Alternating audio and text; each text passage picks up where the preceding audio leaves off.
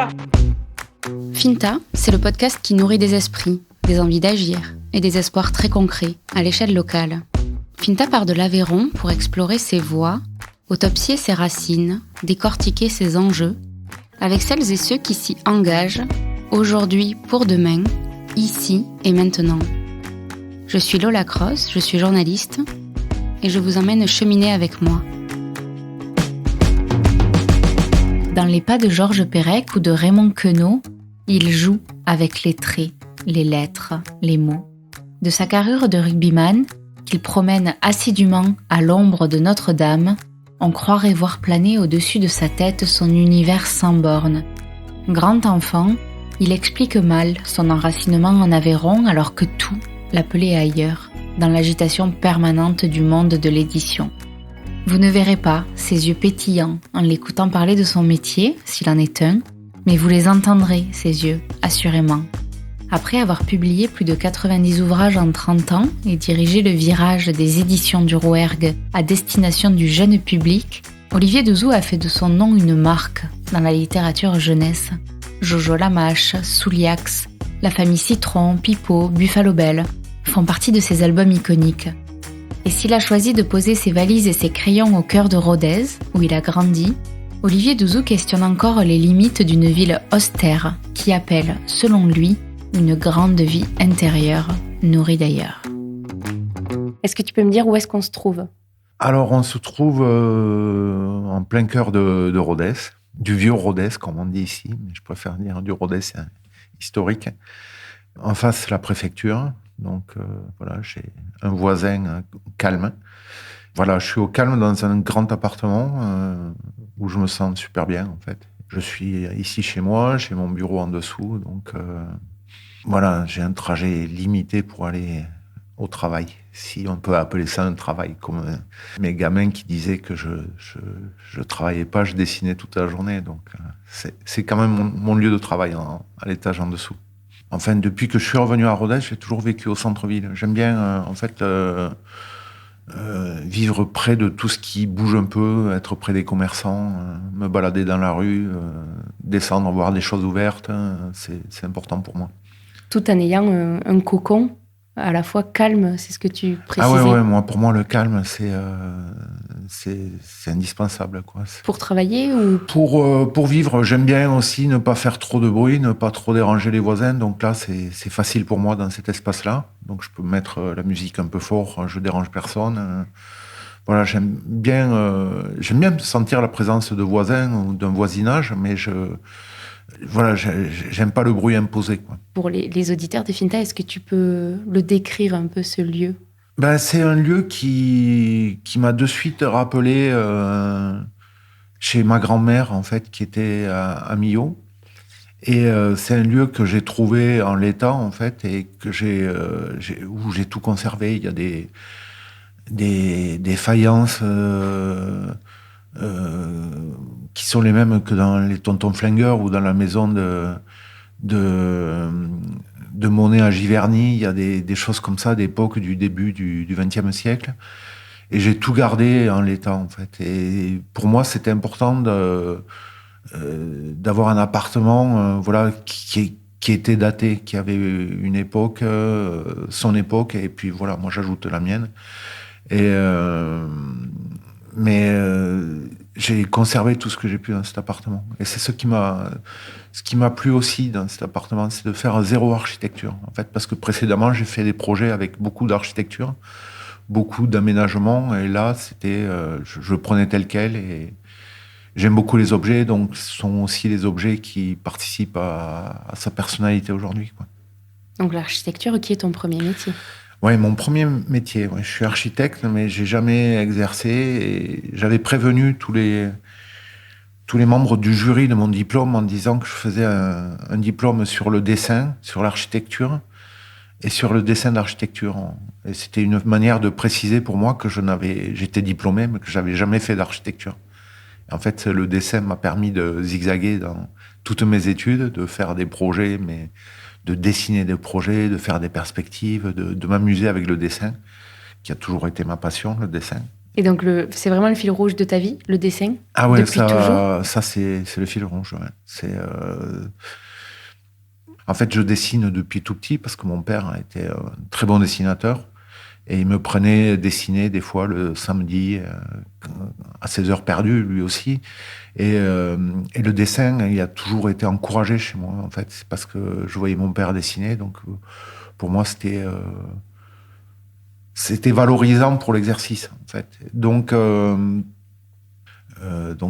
j'ai eu l'occasion de travailler dans des agences parisiennes, mais toujours pas en architecture. Donc, c'était finalement une déclinaison du dessin. C'était un travail sur le mobilier, l'identité visuelle, l'identité de marque. Hein. Et puis après, j'ai fait ce parcours dans l'édition, dans l'illustration, dans le design d'objets. Donc, c'est toujours le dessin qui a piloté un peu mon travail.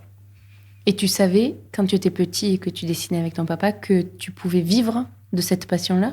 Non, je remercie mon papa et ma maman de m'avoir accordé des études liées au dessin, parce que justement, eux, mon père surtout, en aurait rêvé. Et c'était pas facile, parce que déjà à l'époque, on disait que c'était un secteur qui était pas porteur, en fait. Et moi, quand j'étais petit, j'étais en admiration devant les gens qui faisaient des affiches. Et j'adorais les affiches parce que ça mélangeait le texte et l'image. Et j'adorais un gars comme Savignac, qui a des origines aussi aveyronaises, qui faisait à la fois le message et le dessin dans les affiches. Et pour moi, l'affiche, c'était un support idéal, en fait, pour mélanger texte et image. Et donc j'ai pu en faire des affiches, justement, et quand j'étais à Paris. C'était mon rêve, en fait, de faire de la publicité à l'ancienne, en fait, finalement.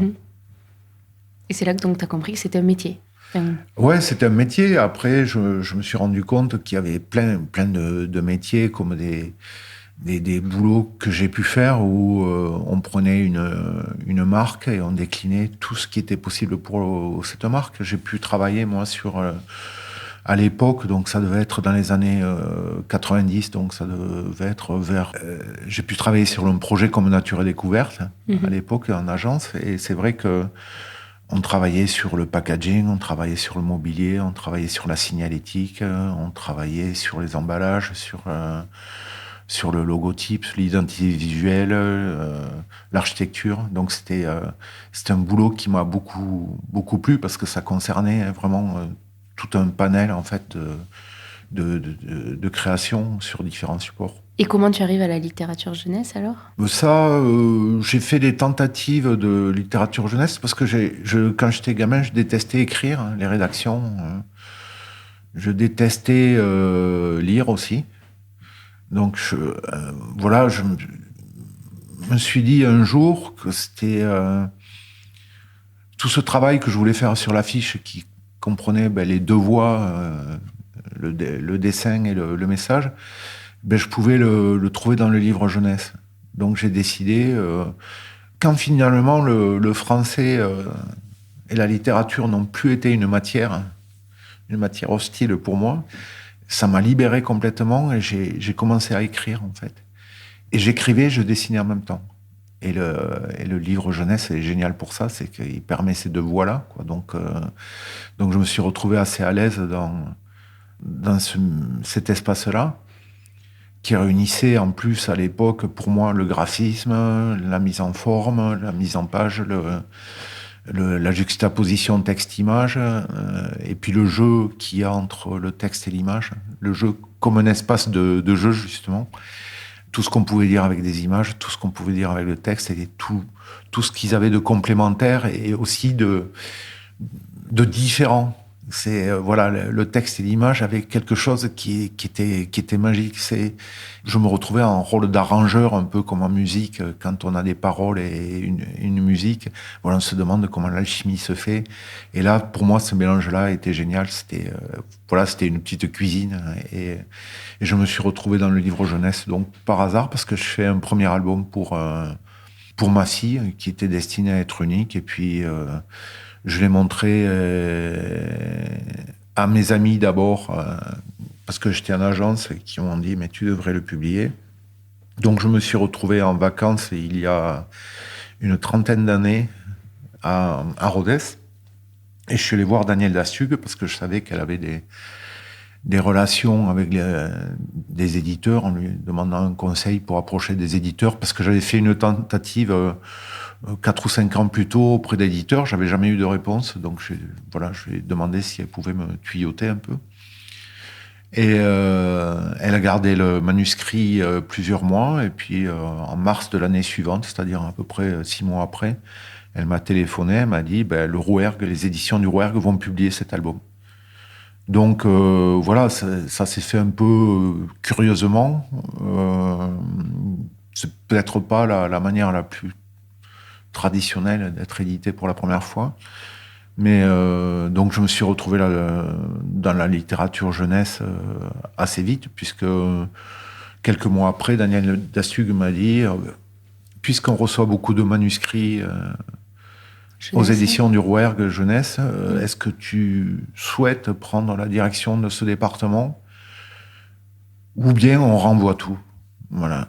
Donc j'ai pris quelques temps pour réfléchir et en 94 je me suis lancé dans la direction de ces départements. Je connaissais absolument rien, aucune culture en littérature jeunesse, parce que moi je suis né en 1963, donc c'est vrai que les médiathèques, j'étais à Rodez, il y en avait pas.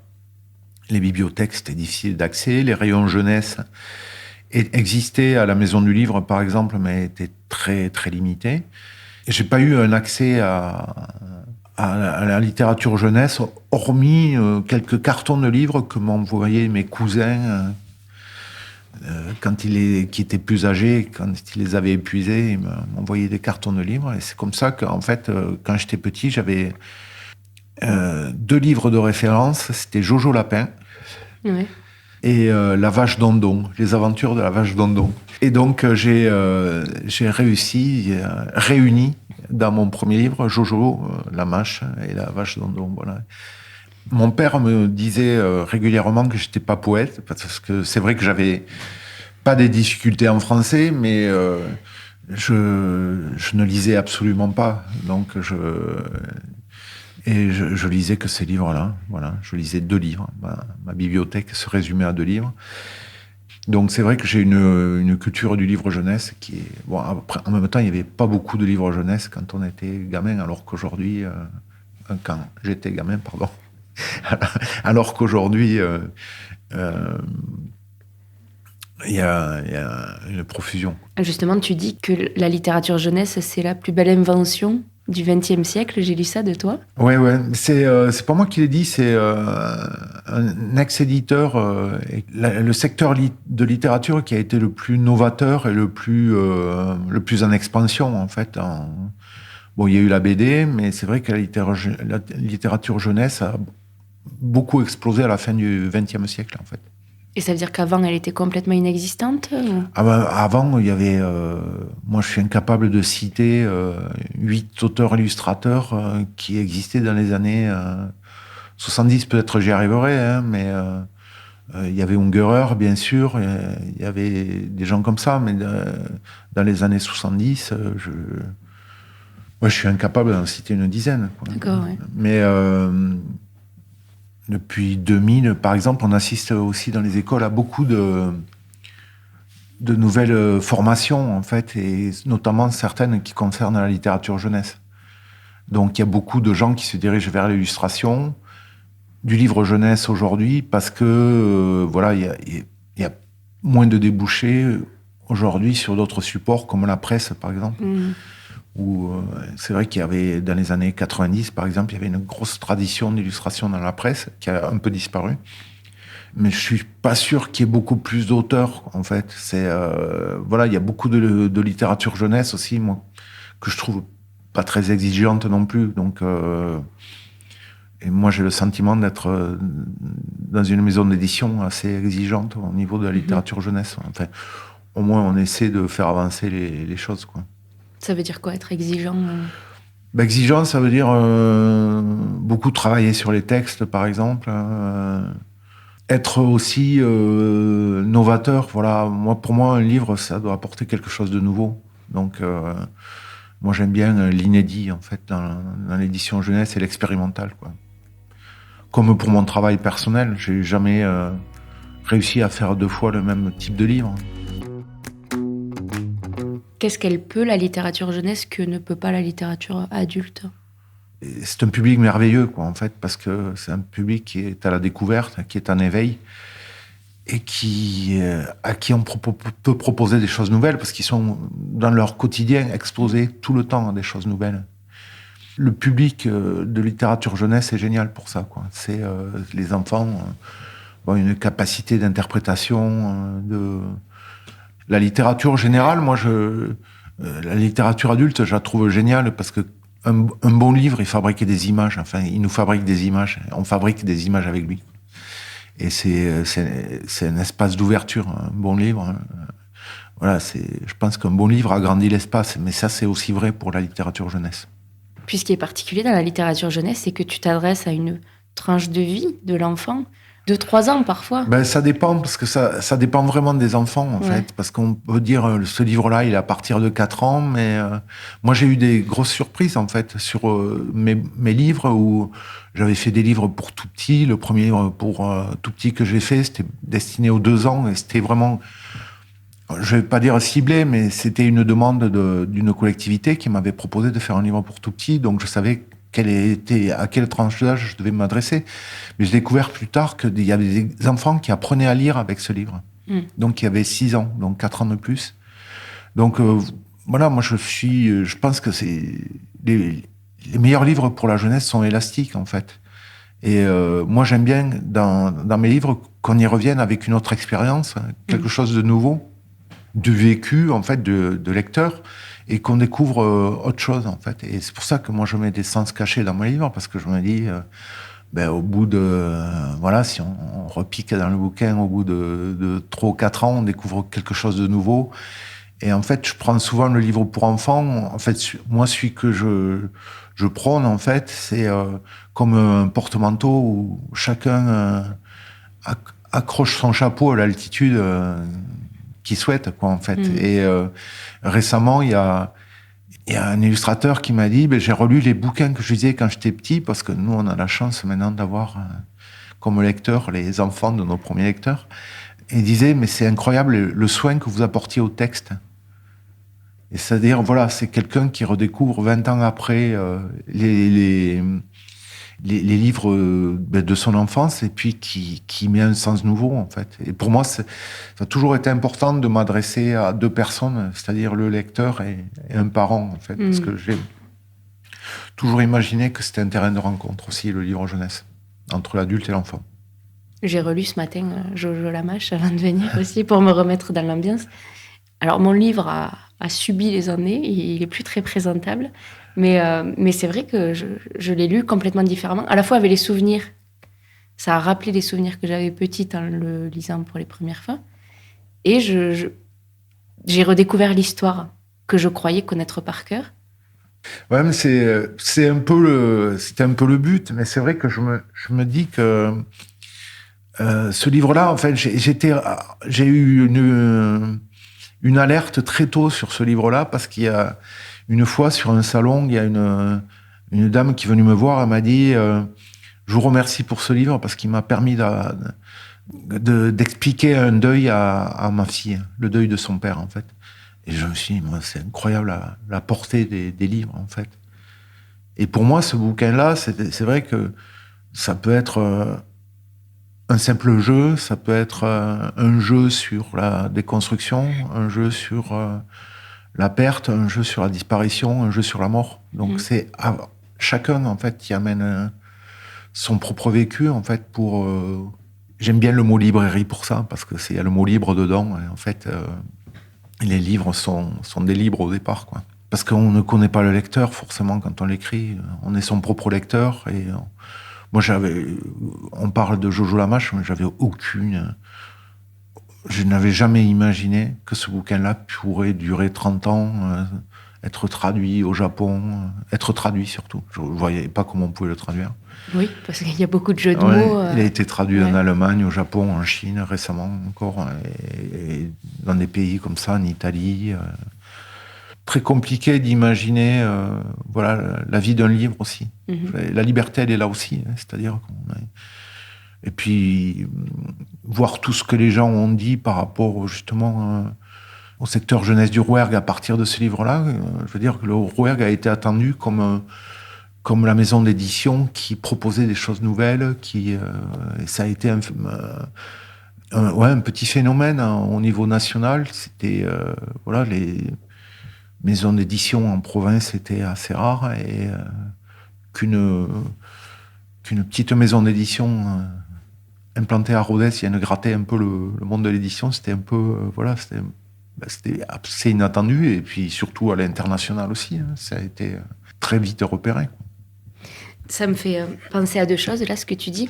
À la fois le fait que tu n'aimais pas le français, donc quand tu étais enfant, et là, cette question de liberté, c'est que même dans les textes, toi, tu prends énormément de liberté de jouer avec les mots, de changer les lettres.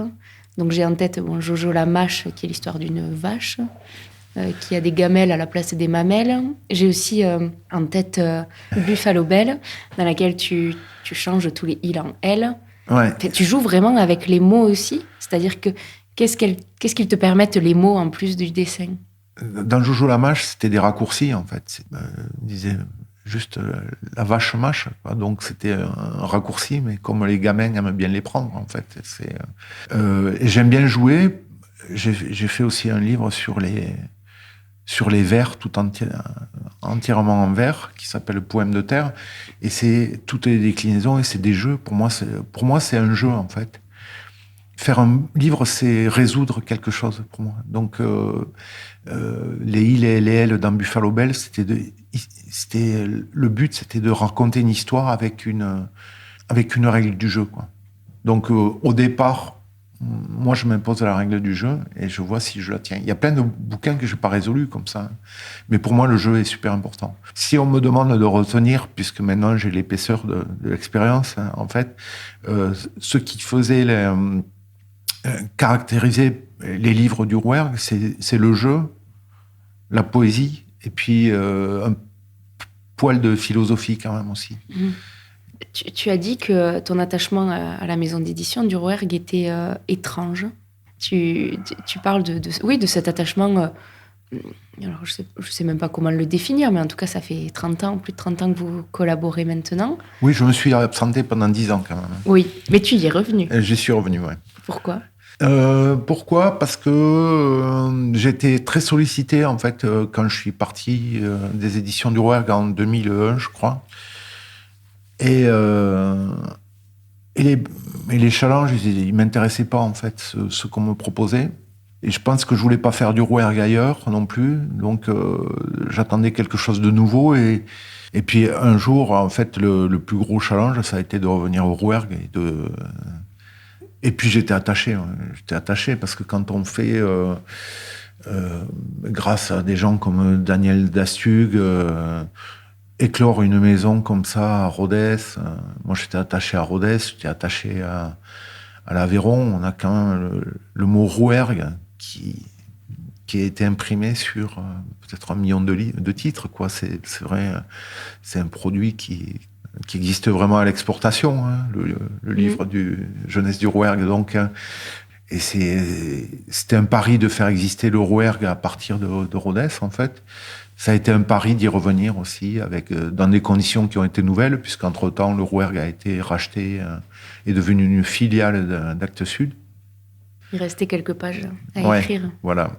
Et c'est un peu là que je voulais t'amener aussi, parce qu'il y a cette maison d'édition qui t'ancre sur le territoire. Il y a eu toutes tes collaborations avec la famille Brasse, sur des bouquins, sur les couteaux. Oui.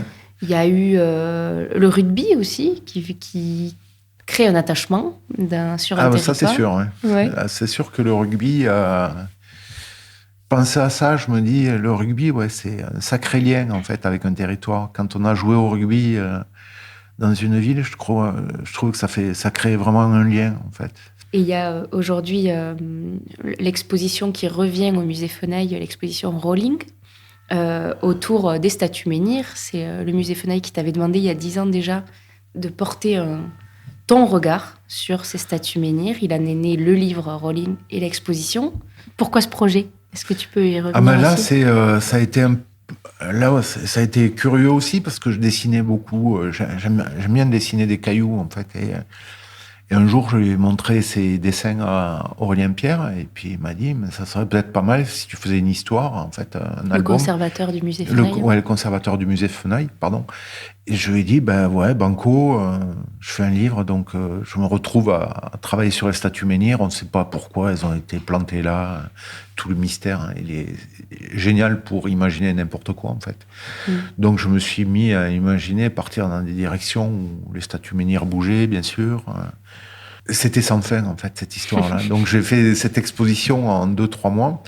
Donc l'expo, elle est visible jusqu'à fin mars 2023 oui. au musée Fenaille. Ça me permet de te faire revenir à Rodez. Donc Rodez, tu y es né, tu en es parti, tu en es revenu. Pourquoi ? Alors Rodez, j'en suis parti en courant à 18 ans pour aller à Paris, parce que c'était mon rêve, en fait, et d'étudier le dessin. Quand il y avait une note au dos du dessin, j'ai pas du tout apprécié, en fait. Et ça me gênait d'être jugé, voilà. J'ai écourté, en fait, mon séjour à Paris. Et puis, j'ai intégré l'école d'architecture du Languedoc-Roussillon, à l'époque, qui est à Montpellier. Et là, pour des raisons personnelles, je suis retourné à Paris, en fait. Et là, j'ai intégré des agences de graphisme, de communication. J'y suis resté 3-4 ans. J'ai eu 2 gamins à Paris, en fait. Et puis, la vie à Paris avec 2 gamins, ça devenait compliqué. Retour à Rodez. Gros flash sur un appartement avec surdimensionné. Et ça a conditionné un peu tout. Parce que j'avais un moment imaginé retourner à Toulouse, plutôt. Le Rouergue y a été pour beaucoup. Mais bon, à l'époque, je travaillais beaucoup aussi sur Rodez avec les collectivités. Donc, je continuais aussi à travailler à Paris, donc j'allais régulièrement. Ça a été un gros pari, en fait, de venir travailler à Rodez, parce que je pense que j'aurais fait autre chose, en fait, ailleurs. J'ai béni Internet quand c'est arrivé, parce que là, effectivement, ça a tout changé pour moi. Ça a tout changé au niveau de la réception des manuscrits quand j'étais éditeur, au niveau de contact avec les clients quand j'étais travaillé en graphisme. Ça circulait plus vite et c'est vrai que moi, ma géographie a été complètement modifiée par Internet. Tu doutais que Rodez puisse te permettre de faire tout ce que tu avais envie de faire ? Oui, même j'en doute encore. Hein. Aujourd'hui, pour faire ce que je fais, je devrais être plutôt à Arles pour suivre Actes Sud, ou à Paris pour être avec Actes Sud, ou travailler de manière plus proche avec le Salon de Montreuil, par exemple, avec qui je travaille. J'ai une activité qui est complètement hors département aujourd'hui. Hein. À l'époque, c'est vrai que j'ai pu travailler avec Michel Brasse, et ça aussi, ça a été un encouragement pour moi à rester en Aveyron. Je travaillais aussi avec Catherine André à Millau. Et j'aimais bien aussi ce côté. On est en Aveyron, qu'avait Brasse, Catherine André et certains autres en Aveyron. Qui revendiquaient de travailler d'ici. Qui travaillaient d'ici, qui avaient le même objectif que moi, finalement, c'est-à-dire rayonner un peu plus au-delà du département. Tu dis que ce n'est pas simple de travailler ici, donc à Rodez, et qu'il faut une grande vie intérieure, car la ville est un peu austère. Ça remonte à quelques années. Ouais, non, mais ça, oui. Je pense qu'il faut. C'est pas pour rien hein, que c'était le lieu des séminaires et qu'il y ait un fort ancrage comme ça sur des personnes qui ont eu des vies intérieures très très fortes ici. Hein. Mais j'arrive pas à la comprendre. Comment mes racines, je vois mes gamins aussi, comment ils sont attachés pour certains à cette ville. Il y a quelque chose avec les racines à Rodez. En fait, on a l'impression que c'est complètement froid et en fait, quand les racines ont transpercé la coque, là, on a l'impression qu'on peut plus en partir ou qu'on y est attaché en tout cas. Mais j'ai beaucoup aimé cette ville quand j'avais des enfants, en fait, parce que je trouve que c'est une. Après, je pense qu'il il faut apprendre à voyager quand on est ici, quoi. Sinon, on croit se satisfaire de tout ce qu'on a et je pense qu'il y a beaucoup à voir ailleurs. Qu'est-ce qui te nourrit, toi, ici ? Paradoxalement, ici, c'est ma curiosité de l'ailleurs, en fait. Mais c'est-à-dire que je sais que j'ai pas tout ici et qu'il faut que j'aille prendre des informations ailleurs, quoi. J'ai une dernière question dans le podcast qui revient pour chaque invité. Pour conclure, c'est en quoi est-ce que tu crois ? En quoi est-ce que je crois ? Je sais pas en quoi je crois, en fait. On m'avait posé une question comme ça, qui était terrible à un moment. C'était qu'est-ce qui est le plus important pour toi en ce moment ? et j'avais répondu n'importe quoi, en fait, un truc très matériel, du style je dois prendre l'avion dans 5 minutes, ne pas rater l'avion. Et le gars après moi, il dit le plus important pour moi en ce moment, c'est la vie. Et je me dis mais il a raison, ça résume tout, quoi. On n'a pas besoin de chercher. J'ai envie de vous dire que le plus important pour moi, en quoi je crois le plus, c'est la vie, quoi. Merci beaucoup, Olivier. Merci à toi, Lola. Vous êtes arrivés au bout de ce nouvel épisode de la saison 3 de Finta. J'espère qu'il vous a plu et que cette conversation avec Olivier Douzou ouvre votre champ des possibles comme il a ouvert le mien dès mon enfance. Si vous voulez poursuivre dans la lancée, je vous recommande chaudement d'écouter ou de réécouter l'épisode de Finta avec Danielle Dastug dans la collection des Pionnières. Fondatrice de la maison d'édition du Rouergue, personnage marquant dans la vie d'Olivier Douzou, leurs chemins se croisent et s'entrecroisent autour d'une passion commune et durablement enracinée en terre rouergate. Finta est un podcast écrit, réalisé et produit par moi-même, Lola Cross. Il est mixé par Mathieu Viguier du studio Cud. Si vous appréciez Finta et que vous souhaitez soutenir ce travail indépendant, parlez-en autour de vous. C'est le meilleur soutien que vous puissiez apporter au podcast. Vous pouvez suivre toute son actualité sur www.fintapodcast.fr, sur les réseaux sociaux à finta.lepodcast et vous abonner à la newsletter pour recevoir les nouveaux épisodes directement dans votre boîte mail. À très bientôt.